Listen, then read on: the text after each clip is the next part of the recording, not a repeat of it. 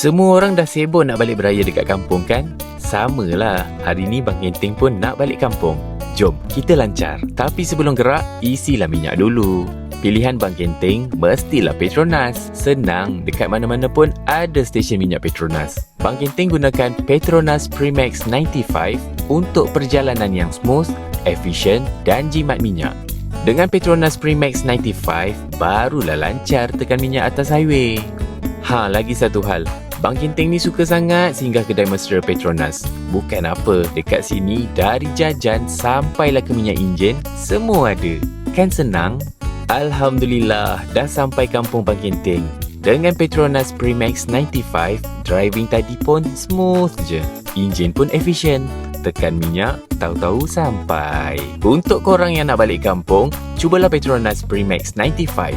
Share dengan Bang Genting, masa balik kampung, stesen Petronas mana yang korang wajib singgah. Jangan lupa, kita lancar dengan Petronas Premix 95.